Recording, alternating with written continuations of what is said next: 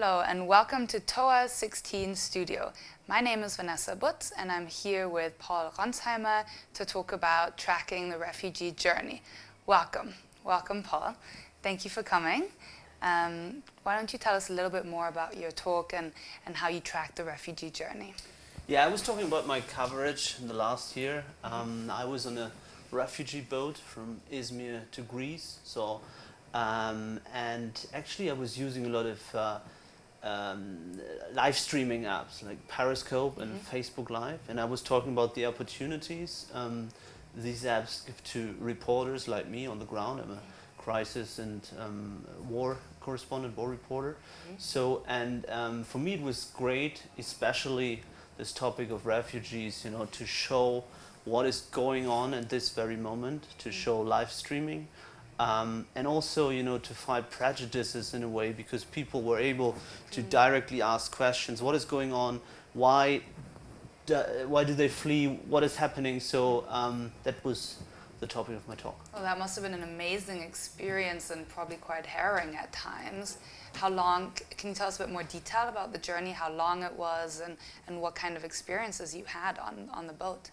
Yeah, I did different stories. One of that was on the boat. We stayed some days in Izmir trying to find a smuggler to get us on this boat. We started in the middle of the night from the traffic station in Izmir with Syrian refugees, like 50. In a bus, and they brought us to a beach, and then directly in a rubber boat, and with 50 people, 60 people, I guess. And yeah, it was like, you know, kids were sitting on my knees, on my feet. They were screaming from the first minute, and it was, yeah, terrible, because more and more water came into the boat. They were really scared. Lots of them couldn't swim. They had faked life vests. So yeah, and then in the very last moment, they made it back to Turkey, because the driver or the captain couldn't handle this rubber boat. He never drove a boat before, so it was yeah, wow, very intense. But at the same time, I think especially this is very important, you know, because we need to show what is going on in this boat. And I started my speech explaining, probably nobody of you have heard what was happening this morning, because again, like 3 kids died on their way on a rubber boat, the same way we took.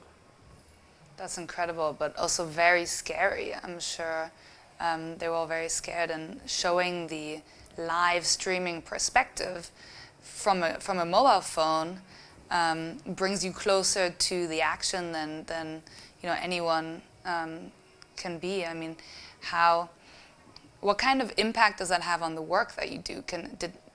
Were you able to really relay that feeling that you felt on the boat to people reading your stories and seeing and watching these things? Absolutely. This live streaming and videos in general are becoming more and more part of my job. At the same time, I'm still writing for the newspaper and also for the online version of BILD. But you know, I mean, it's like you only need this smartphone. You know, it's like a small TV channel. So, and I think, for me, that's always the answer I give. It could be one of the answers of people telling you are lying, you know, Lügenpresse and AfD telling us journalists that we are not reporting accurate or honest. Because when you're live and you see it's happening right now, you know, it's like the real 30 minutes, 40 minutes footage or less. But, you know, they couldn't say, you know, you have kind of made up the story or whatever, because it's happening. That's very difficult for a reporter sometimes, but at the same time, it's a big and great opportunity, and I think it's still the best time of being a reporter. Do you see the trend in the future going more into live?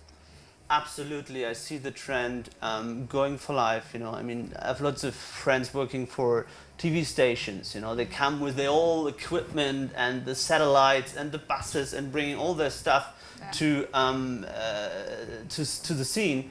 But you know, you only need a smartphone, and I mean, it's becoming even more easy in the next years to have your own TV channel. So for BILD, you know, we use live reporting with Facebook now, like a lot. You know, we do our own shows on Facebook Live. We do political debates. We do, I don't know, coverage from the Brexit, from Istanbul airport, from Terratex. Like, I think, you know, live streaming is a new TV.